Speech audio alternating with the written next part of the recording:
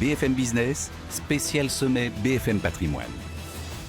Bonjour à tous, troisième édition de ce sommet BFM Patrimoine qui se tient cette année au Carrousel du Louvre et on a le plaisir d'accueillir avec nous Olivier Fleurnoy. Bonjour Olivier. Bonjour Étienne. Merci d'être avec nous. Vous êtes le directeur général de Fleurnoy, une maison de gestion qui est implantée ici à Paris. Est-ce qu'on peut revenir en 2-3 mots sur l'histoire de Fleurnoy ? Oui, avec plaisir. Bon, d'abord, on est ravis d'être ici dans cette journée. Alors, Fleurnoy, c'est une vieille maison, puisqu'elle existe depuis le début du 19e siècle. C'est charge d'agent de change et qui a retrouvé un peu une renaissance. Où j'ai la chance de porter ce nom-là, donc c'est un nom connu dans la finance, puisque Yves Fleurnoy avait été syndic des agents de change pendant 7 mandats et avait créé le second marché, avait donné du modernisme. Et avec Alain Ferry, qui était l'adjoint au syndic. Et donc c'est intéressant de recréer aujourd'hui Fleurnoy, qui va devenir demain Fleurnoy-Ferry. Donc en fait, c'est une histoire de bourse, on va dire, une société de gestion en bourse, avec un ADN autour d'une clientèle privée. C'est gérer des clients privés, des congrégations, associations, fondations. Donc c'est 2 jambes un peu. Et aujourd'hui, Fleurnoy s'est fortement développé. Pourquoi ? Parce que nous avons fusionné avec Fox, qui était la filiale de gestion de patrimoine du groupe Premium.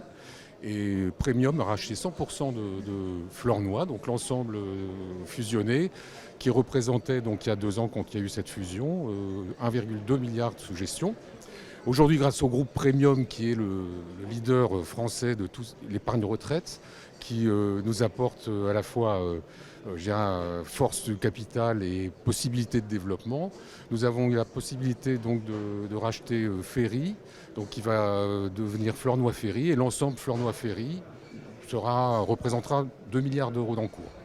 Donc c'est une étape importante pour le groupe. Oui, année très importante donc pour vous cette année, année très importante également sur les marchés, avec de belles performances pour vos fonds.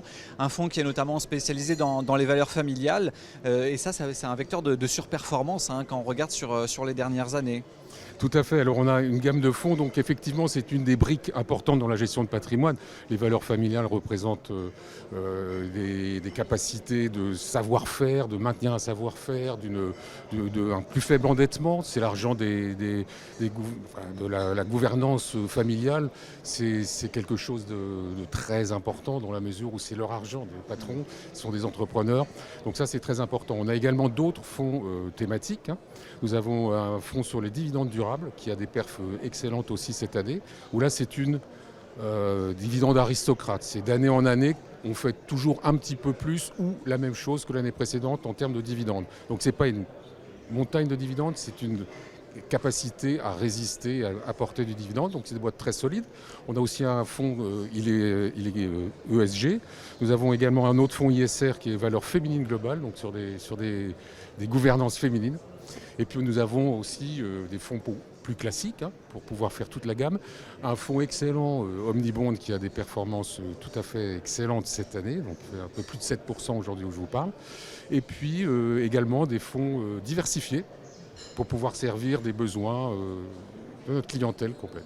Donc très diversifiée cette gamme, et puis j'imagine qu'elle va s'étendre avec le rapprochement que vous venez de signaler. Là, ça va également booster un petit peu cette gestion collective.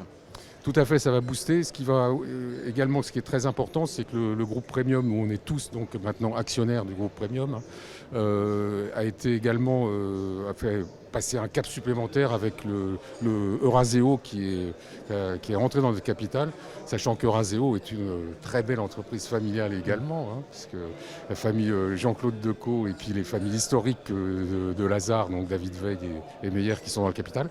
Donc ça nous donne des moyens très importants. On est en toute ravis d'être dans ce groupe.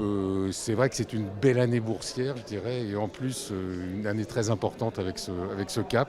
Et puis beaucoup de fonds et de créativité qu'on a dans les équipes. On a beaucoup d'idées et puis de développement dans tout ce qui est évidemment conquête de nouvelles clientèles, à la fois dans les familles, dans les clientèles privées pures et puis les congrégations, associations. Alors là, on vient de parler des fonds actions, où il y a une part de risque, hein, forcément. Et après, sinon, pour les autres épargnants qui sont un petit peu plus prudents dans leur gestion, il y a également des fonds obligataires.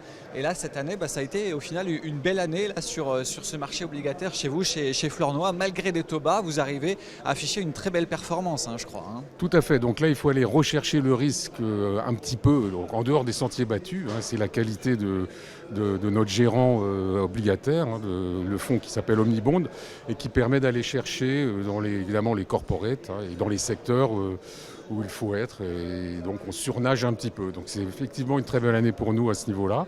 Et on a une capacité aussi à pouvoir faire un équilibre de portefeuille, je dirais qui est un peu tout terrain et tout profil.